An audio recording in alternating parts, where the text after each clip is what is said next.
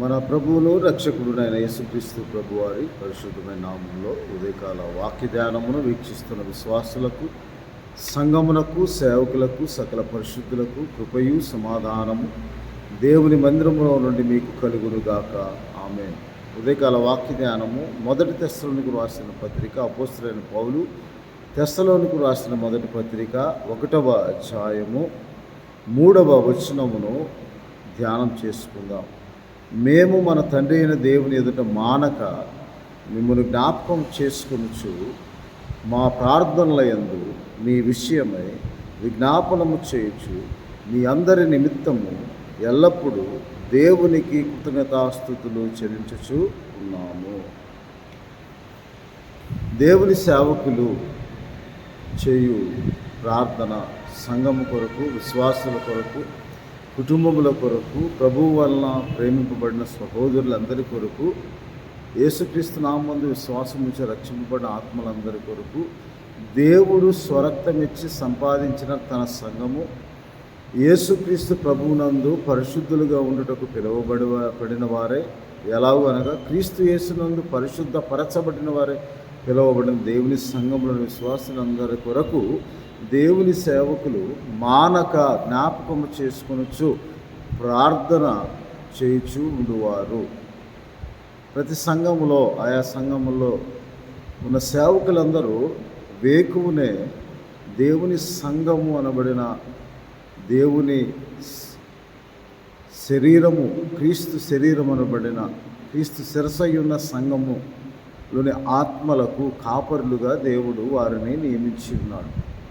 మన ఆత్మల కాపరి, ప్రధాన కాపరి ప్రత్యక్షమైనప్పుడు వారికి వాడబారని మహిమా కిరీటము దేవుడు అనుగ్రహిస్తాడు. అది దేనివల్ల సాధ్యమంటే మానక దేవుని సన్నిధిలో ప్రతి ఒక్కరిని జ్ఞాపకం చేసుకుంటూ చేయు ప్రార్థన, దేవునికి మీ పక్షముగా చెల్లించు కృతజ్ఞతాస్తుతుల వలన వచ్చే ఆశీర్వాదము. ఆ ఆశీర్వాదము ద్వారా దేవుడు మీ సరిహద్దులను, మీ కుటుంబములను విస్తరింపచేసి ఆశీర్వదిస్తాడు. ఆ కృతజ్ఞతాస్తుతి సంఘ విశ్వాసుల కుటుంబముల పక్షంగా సేవకులు మానక ప్రార్థించినప్పుడు ఆయన మానక ప్రార్థనను అంగీకరిస్తాడు. అందుకే పాత నిబంధన గ్రంథంలో మొదటి సమూయేలు గ్రంథంలో సమూయేలును దేవుడు ప్రధాన యాజకుడిగా, న్యాయాధిపతిగా, ప్రవక్తగా ఇశ్రాయేలీయులకు నియమించి ఆ ఇశ్రాయేలీయులు తప్పిపోయినప్పుడల్లా, దేవునికి విరోధముగా తప్పు చేసినప్పుడల్లా సమూయేలు వారిని హెచ్చరిస్తూ ఉన్నాడు.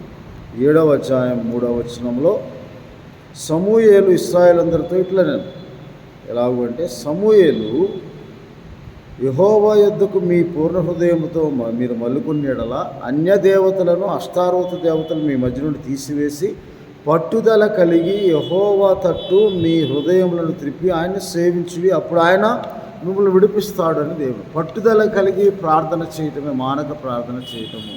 ప్రతి విషయంలో కృతజ్ఞతాస్తుతులు చెల్లించడమే మానక ప్రార్థన చేయటము. ప్రతి సమయమందు జ్ఞాపకము చేసుకొని ప్రార్థించుటయే ప్రతి కుటుంబం బట్టి, ప్రతి వ్యక్తిని బట్టి, బాధలో, వేదనలో, శోధనలో ఉన్న వారిని బట్టి, ఆయా సమస్యలతో బాధపడుచున్న వారిని బట్టి, అలాగే దేవుని నామం ఎరిగి దేవుని సన్నిధికి రాలేకపోతున్న వారిని జ్ఞాపకం చేసుకొని, దేవుని నామమును ఎరిగి ఉండి దేవుని నమ్ముకొనక అవిధేయులుగా, అవిశ్వాసులుగా ఉన్న వారిని కూడా జ్ఞాపకం చేసుకొని, మీ కుటుంబంలో రక్షింపబడక దేవుని సన్నిధికి రాకున్న వారిని కూడా జ్ఞాపకం చేసుకొని వారి ఆత్మలు రక్షింపడటానికి కూడా మానక దేవుని సేవకులు ప్రతి ఉదయమునే వేకుమునే లేచి దేవుని సన్నిధిలో ప్రార్థన చేస్తారు. అలాగే సమూయేలు కూడా దేవుని వాక్యానుసారంగా దేవుడి ఆజ్ఞలు గైకొనుమని ఇశ్రాయేలును హెచ్చరిస్తూ, నేను మానక ప్రార్థించినా కానీ మీకు ప్రతిఫలము కలగాలంటే, దేవుని దీవెన కలగాలంటే, దేవుని ఆశీర్వాదం కలగాలంటే మీ మధ్యన ఉన్న విగ్రహము అనగా మనకై మనము రూపొందించుకున్న విగ్రహము, మనకై మనము మన ఊహ ద్వారా, తలంపు ద్వారా రూపొందించుకున్న ప్రతిమ విగ్రహము. అవి కేవలము మరి కర్రతోనూ, చెక్కతోనూ, రాయితోనూ చేయు వాటిని మాత్రమే కాక నిర్జీవమైన వాటిని మనం ఆలోచించుకొని మన తలంపు ద్వారా, మన ఊహ ద్వారా దేవునికి విరోధముగా మనము రూపొందించుకున్నదే మనలో ఉన్న విగ్రహం. అది నేత్రాశ, జీవపుడంబము, శరీరాశ ఇవన్నీ కావచ్చు. ఆ విగ్రహములను తీసివేసి నిర్జీవముగా మన జీవితంలో కార్యము జరగకుండా ఆటంకము ఉన్న రాయి వంటి ఆ విగ్రహము, చెక్క వంటి ఆ విగ్రహము, పోతపోసిన విగ్రహం అనగా మనకై మన ఆలోచన ద్వారా రూపొందించుకున్న ఆ విగ్రహమును మనం తీసివేసుకొని పరిశుద్ధపరచుకొని అనగా పాపమును ఒప్పుకొని దేవుని వైపు తిరగటమే మారు మనసు.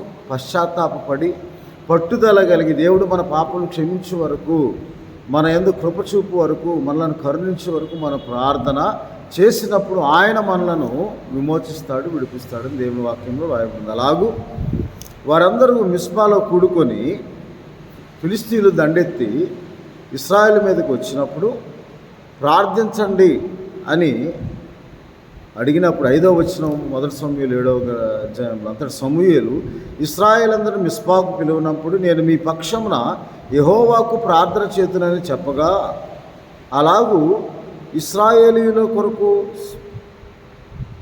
సమూయేలు ప్రార్థన చేస్తూ 8వ వచనంలో మన దేవుడైన యెహోవాను ఫిలిష్తీయుల చేతిలో నుండి మమ్మల్ని రక్షించినట్లుగా మా కొరకు ఆయన ప్రార్థన చేయుట మానవద్దని సమూయేలు యొద్ద మనవి చేశారు. ఏదైనా అవసరం ఉన్నప్పుడు మనము కూడా దేవుని సేవకుని దగ్గరికి వచ్చాయా, మీరు కూడా ప్రార్థిస్తూ మీరు మానక నాకు మా గురించి ప్రార్థన చేయండి, మాకున్న బాధలు, శ్రమలు, శోధనలు, ఇబ్బందులు, కష్టములు ఇలాగ ఉన్నవని సిగ్గుపడక మనోధైర్యంతో మనసు నిబ్రం చేసుకొని చాలామంది దాచిపెట్టుకుంటూ ఉంటారు. కానీ దేవుని సన్నిధిలో యాజకుల ద్వారా చేయు ప్రార్థన చాలా విలువైనది. వారు మీ పక్షంగా చెల్లించే కృతజ్ఞతాస్తుతులు కూడా చాలా విలువైనవి. మీరు అర్పించే అర్పణలను బట్టి దేవుని మందిరంలో యాజకులు చెల్లించే కృతజ్ఞతాస్తుతుల మూలంగా ఈ పరిచర్య విస్తరించినప్పుడు ఈ మందిరములోని మంచి పదార్థములు దేవుడు మీకు అనుగ్రహిస్తారు. కాబట్టి అప్పుడు యెహోవాకు సర్వాంగ బలిగా అర్పించి ఇశ్రాయేలు పక్షంలో యెహోవాను ప్రార్థన చేయగా యెహోవా అతని ప్రార్థన అంగీకరించి. ఎందుకనగా దేవుడు ఏర్పరచుకున్న సేవకుడు, దేవుడు ప్రతిష్ఠించిన ప్రవక్త, దేవుడు ప్రధాన యాజకునిగా సమూయేలును తన మందిరములో బాల్య దశ నుండి ఆయన ఏర్పరచుకొని ప్రతిష్ఠించి నియమించిన సేవకుడు ఈ ప్రార్థన సమూయేలుకు దర్శనము అనుగ్రహించి తాను చేయబో కార్యములను ఏలీ కుటుంబంలో కూడా చేయబో కార్యం సమూయేలు బాలుడుగా ఉండగానే దేవుడు ప్రత్యక్షపరిచాడు. అటువంటి ఇశ్రాయేలు జీవితంలో చేయబో కార్యమును కూడా దేవుడు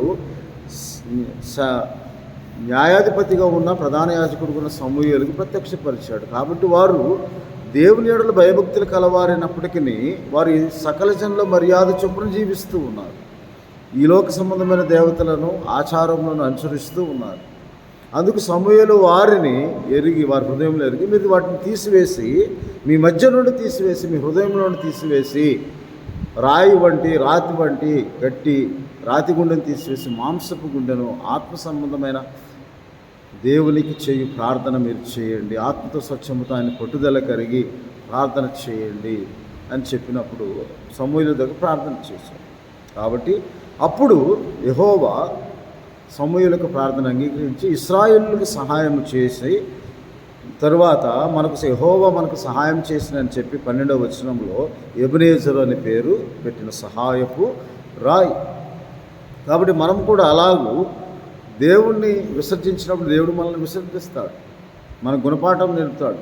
ఆయన ఎందుకు భయభక్తి గలవారిని ఆయన ప్రేమించేవారు కొన్నిసార్లు నిర్లక్ష్య వైఖరిలో ఉన్నప్పుడు నిర్లక్ష్యముగా దేవుణ్ణి సేవించట్లోనూ ఆరాధించట్లోనూ దేవుని నామం కృతజ్ఞత స్తుతులు చెల్లించట్లోనూ అర్పణలు అర్పించట్లోనూ దేవుని ఆశ్రయించట్లోనూ ప్రతి విషయంలో ప్రార్థించట్లోనూ ప్రతి విషయం దేవుని చిత్తం కనుగొనటంలో మనం అందరం అనేక విషయంలో తప్పిపోతున్న సమయంలో దేవుడు కొన్నిసార్లు గుణపాఠం చెప్పడానికి తన ముఖమును మనకు మరుగు చేసుకుంటాడు. దావీదు భక్తుడు నీ ముఖమును నీవు మరుగు చేసుకునగానే నా హృదయం కలత చెందినంటాడు.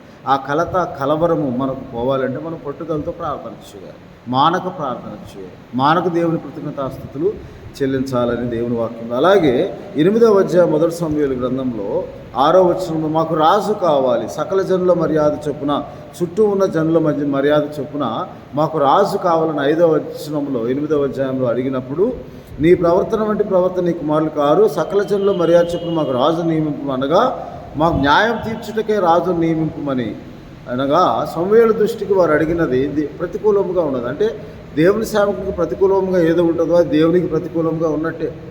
దాన్ని దేవుడు అనుకూలపరిచినట్లుగా సేవకుడు ప్రార్థన చేయాలి. ఎప్పుడు మీ నిమిత్తము ప్రాయశ్చిత్తము చేసినప్పుడు, మీ నిమిత్తము ప్రార్థన చేసినప్పుడు దేవుని యాజకులు చేయు ప్రార్థన 2వ దినవృత్తాంతంలో 30వ అధ్యాయం 27వ వచనంలో ఇలాగూ రాయబడి ఉంది. అప్పుడు యాజకులు లేచి జనులను దీవింపగా వారి ప్రార్థన ఆకాశమందు పరలోకమందున్న దేవుని నివాసముకు చేరనని దేవుని వాక్యంలో రాయబడింది. కాబట్టి మనం కూడా అలాగూ 2వ దినవృత్తాంతంలో 30వ అధ్యాయం 27 వచ్చినప్పుడు లేవీలైన యాజకులు జనులను దీవింపుగా వారి మాటలు వినబడిన వారి ప్రార్థన ఆకాశమందున్న పరిశుద్ధ నివాసముకు చేరింది. ప్రతిదినము మానక ప్రార్థన చేయు సేవకులు చేయు ప్రార్థన పరలోక నివాసంలో చేరుతుంది.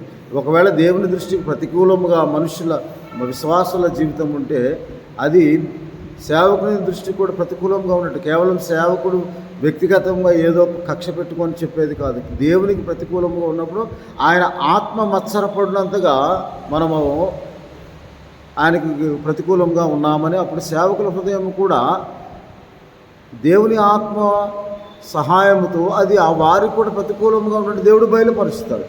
కాబట్టి అప్పుడు సమూహల దృష్టికి ప్రతికూలంగా ఉన్నప్పుడు ప్రభువా అని ఇశ్రాయేలు కోరిన కోరిక సమూయేలుకు ప్రతికూలంగా ఉండి దేవుని విసర్జించుటలో అది దేవునికి విరోధమైన కోరిక అని చెప్పి సమూయేలు వెంటనే మోకరిల్లి ప్రార్థన చేసినప్పుడు అందుకు యెహోవా 7వ వచనంలో సమూయేలుకు సెలవిచ్చిన జనులు నీతో చెప్పిన మాటలంటి ప్రకారం జరిగింపు వారు నిన్ను విసర్జింపలేదు కానీ తమ్మును ఏలకుండా నన్ను విసర్జించారు. యెహోవా నరులను నమ్ముకుంటు కంటే యెహోవాను ఆశ్రయించడం మేలు, రాజులను నమ్ముకుంటు కంటే యెహోవాను ఆశ్రయించడం మేలు, ఎవరికి యాకోబు దేవుడు సహాయకుడో వాడు ధన్యుడు అని దేవుని వాక్యం రాయబడిన ప్రకారం ఆయన వారిని ఆయన ఏలకుండా వారు నన్ను విసర్జించారు అని చెప్పి వారు అడిగిన దాన్ని నీవు చేయి అని సమూయేలుకి ప్రార్థన అంగీకరించి ప్రత్యుత్తరం ఇచ్చాడు. కాబట్టి సమూయేలు మానక ప్రార్థన చేయమని కోరారు. నీవు మానక ఫిలిస్తీన్లను విడిపించమని ప్రార్థించినప్పుడు యాజకులు చేసిన ప్రార్థన అంగీకరించి ఇశ్రాయేలు చేతిలో ఓడిపోయినట్లుగా దేవుడు వారి పక్షంలో యుద్ధం చేశాడు. ఎబెనేజర్ సహాయపురాయని పేరు పెట్టారు. ఇప్పుడు సకల జనుల మర్యాద చొప్పున మాకు రాజు కావాలి, న్యాయం తీర్చడానికి మాకు రాజు కావాలని కోరినప్పుడు వారు నిన్ను విసర్జించలేదు కానీ నన్నే విసర్జించారు వారు తమ ఏలకుండా. ఆ సమయంలో దేవుడు వారికి కొరకు రాజును ఏర్పరచమని సమూయేలుకు ఆజ్ఞాపించినప్పుడు సమూయేలు సౌలును ప్రతిష్ఠించి ఇదిగో మీరు కొన్న రాజు ఇతడే అన్న. దేవుడు కోరుకోలే, మనుషులు కోరుకున్న రాజు సౌలు. దేవుడు కోరుకున్నవాడు దావీదు. దేవుని దృష్టికి దేవుని చిత్తమునకు అనుకూలముగా ఉన్నవాడు, దేవుని ఆత్మానుసారంగా నడిచినవాడు సమూయేలు అని 12వ అధ్యాయంలో మనం చదువుకునేది. సమూయేలు ఇలాగూ సౌలుతో చెప్తుంటారు. 13వ అధ్యాయం 14వ వచనం యెహోవా తన చిత్తానుసారమైన మనసు కలవాడని ఒకటి కనుగొని ఉన్నాడు, ఇశ్రాయేలు మీద సదాకాలం స్థిరపరిచినట్లు యెహోవా తలంచి ఉండాను కానీ అయితే నీ రాజ్యము నిలవదని సౌలుతో చెప్పినప్పుడు దేవుడు తన చిత్తానుసారమైన మనసు గలవాడైన దావీదును, తన హృదయానుసారుడుగా ఉన్న దావీదు ప్రతి విషయంలో దేవుని ఆశ్రయించేవాడికి దేవుని యందు భయభక్తులు కలిగి నిష్కపటమైన పూర్ణ హృదయంతో దేవుని సేవించు ఆ దావీదును దేవుడు కనుగొని ఆల్రెడీ ముందుగానే సిద్ధపరిచాడు. కానీ జనులైతే సౌలు ఒక రాజును ఈ లోక సంబంధమైన రాజును కోరుకున్నారు కానీ దేవుడు పరలోక సంబంధమైన ఆత్మానుసారముగా తన చిత్తానుసారమైన మనసు గలవాడని దావీదును కనుగొన్నారు. కానీ దేవుడు మానక ప్రార్థించి వారి ప్రార్థన ఆలకిస్తాడు. మీరు కూడా పట్టుదల కలిగి ప్రతి విషయంలో మానక ప్రార్థించాలని. ఒకవేళ సేవకులకు మీరు ప్రార్థన చేయమని అడిగినప్పుడు వారి ప్రార్థన చేయలేదనుకోండి, ఇక్కడ చూడండి 12వ అధ్యాయం మొదటి సమూయేలు గ్రంథం 12వ అధ్యాయము 19వ వచనములో యెహోవాకును సమూయేలుకు భయపడి వారు సమూయేలు ఇట్లా రాజు నియమించమని మేము అడుగుడు చేత మా పాపములన్నిటికీ మించిన కీడు మేము చేసింది కాబట్టి మేము మరణము కాకుండా నీ దాసులమైన మా కొరకు నీ దేవుడైన యెహోవాకు ప్రార్థించమని అడిగిరి. ప్రార్థించమన్నప్పుడు అంత సమూయేలు జనులతో ఇట్లా 20వ వచనంలో మొదటి సమూయేలు గ్రంథం 12వ అధ్యాయంలో భయపడకుడి, మీరు ఈ కీడు చేసిన మాట అయినను యెహోవాను విసర్జింపకుండా ఆయనను అనుసరించు పూర్ణ హృదయంతో ఆయన సేవించుడి, ఆయన విసర్జింపుకుడి. ఆయన విసర్జించువారు ప్రయోజనం మాలినవై రక్షింపలేని మాయాస్వరూపంలో అనుసరించదు కనుక అవి నిజముగా అవి మాయవి. యెహోవా మిమ్మల్ని తనకు జనముగా తనకు జనముగా చేసుకుంటే ఇష్టం కలిగి ఉన్నాడు. తన ఘనమైన నామం నిమిత్తము తన జనులను ఆయన విడనాడడు. నా మట్టుకు నేను మీ నిమిత్తము ప్రార్థన చేయుట వలన మానుట వలన యెహోవాకు విరోధముగా పాపం చేసిన వాడును, అది నాకు దూరమగును గాక. కానీ శ్రేష్టమైన చక్కని మార్గమును మీకు బోధింతును. ఆయన మీ కొరకు ఎన్ని గొప్ప కార్యములు చేసెనో అది మీరు తలంచుకొని మీరు యెహోవా యందు భయభక్తులు కలిగి నిష్కపటులై పూర్ణ హృదయంతో ఆయన సేవించుట అవశ్యముగా. సమూయేలు, నేనైతే ప్రార్థించటం మానక ప్రార్థించడం వలన దేవుడు చేసిన గొప్ప కార్యమును తలంచుకొని నిష్కపటమైన హృదయంతో యథార్థముగా దేవుని కృతజ్ఞతాస్తుతులు స్తోత్రం చెల్లించాలని దేవుని వాక్యంలో రాయబడి. ఎప్పుడైతే మనం అలాగూ ప్రార్థన చేస్తామో, మానక ప్రార్థించటం వలన 84వ కీర్తన 11వ వచనంలో యథార్థవంతులకు ఆయన మానక మేలు చేయను.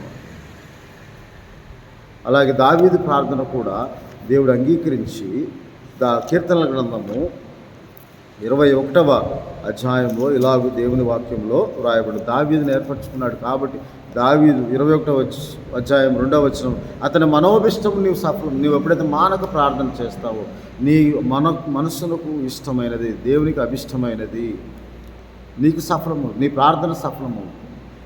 అతని పెదవుల్లో వచ్చిన ప్రార్థన నీవు మానక అంగీకరించి ఉన్నావు. శ్రేష్కరమైన ఆశీర్వాదం.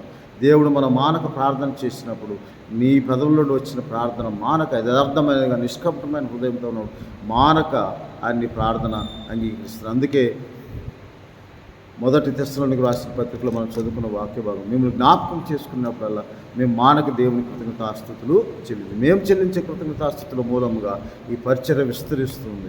మీ అర్పణలను బట్టి కృతజ్ఞతాస్తుతులు, మీ జీవితం విశ్వాస జీవితం బట్టి కృతజ్ఞతాస్తుతులు, మీ దైనందిన ఆత్మీయ జీవితం బట్టి కృతజ్ఞతాస్తుతులు చెల్లించినప్పుడు, యాజకులు కృతజ్ఞతాస్తుతులు చెల్లించినప్పుడు ఆ పరిచర్య విస్తరించడం మాత్రమే కాక 2వ కొరింథీయులకు రాసిన పత్రిక 9వ అధ్యాయంలో ఇలాగూ అపోస్తలుడైన పౌలు కొరింథీ సంఘానికి రాస్తూ, మేము మీ నిమిత్తము దేవునికి చేయు ప్రార్థన 11వ వచనం, ఇటు ఔదార్యం వల్ల మా ద్వారా దేవుని కృతజ్ఞతాస్తుతులు చెల్లింపబడును. ఎలానగా ఈ సేవను కూర్చిన పరిచర్య పరిశుద్ధుల అక్కల కొరకు సహాయం కలుగుటకు మాత్రం కాదు, అనేకులు దేవునికి చెల్లించు కృతజ్ఞతాస్తుతుల మూలముగా విస్తరిస్తూ ఉన్నది.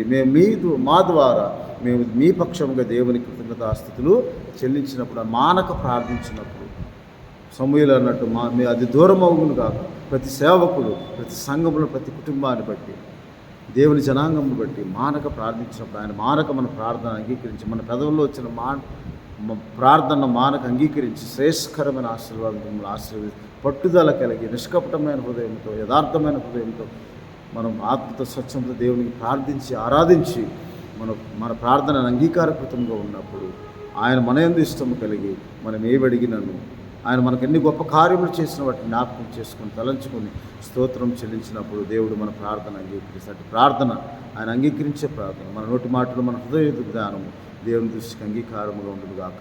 ఆమేన్. పరిశుద్ధుడవును మహోన్నతుడైన తండ్రి, అవును తండ్రి, మేము మా విశ్వాసులను, సంఘములను, సేవకులను, సువార్థికులను, ప్రతి సంఘంలో ప్రతి కుటుంబములను యాజకులుగా మేము మానక జ్ఞాపకం చేసుకొని వారి పక్షంగా చెల్లించు కృతజ్ఞతాస్తుతులు ప్రభు బట్టి మీరు వారికి అనుగ్రహిస్తున్న ఆశీర్వాదం బట్టి, కాపుదలను బట్టి, సంరక్షణను బట్టి స్తోత్రాలు ప్రభా. మేము మానక యేసుక్రీస్తు ప్రభు నామంలో కృతజ్ఞతాస్తుతులు చెల్లించు, కృతజ్ఞతాపూర్వకంగా విజ్ఞాపన చేయొచ్చు. ప్రతి ప్రార్థన ఆలకించి విశ్వాసులుగా ఈ ప్రార్థనలు ఏకీభవిస్తున్న ప్రతి ఒక్కరు చేయు ప్రార్థన అది మానక మీరు అంగీకరించి మీరు మానక మేలు చేయు ప్రార్థన అయి ఉండాలని ప్రభువా. అలాగే మేము ప్రార్థించేవారు ఆత్మడి దయచేసి మా అందరికీ ఏక హృదయము ప్రార్థనలు ఏకీభవించి ప్రార్థించి ఆత్మ సహాయం దయచేయమని మా ప్రభువును రక్షకుడైన యేసుక్రీస్తు వారి పరిశుద్ధమైన నామమున వీడియో ద్వారా వీక్షిస్తున్న ప్రతి కుటుంబాన్ని ఆశీర్వదించమని ప్రార్థిస్తున్నాము తండ్రి. ఆమె మన తండ్రి అయిన దేవుని ప్రేమ, ప్రభువును రక్షకుడైన యేసుక్రీస్తు వారి కృప, పరిశుద్ధాత్మనిచ్చే ఆదరణ ఆయన మీరు చేయు ప్రతి ప్రార్థన మానక అంగీకరించి మీ ప్రార్థనలు సఫలపరిచి మీ కోరిక యావత్ సిద్ధింపచేసి మిమ్మల్ని దీవించి ఆశీర్వదించును గాక. ఆమె దేవుడు మిమ్మల్ని దీవించును గాక. ఆమె.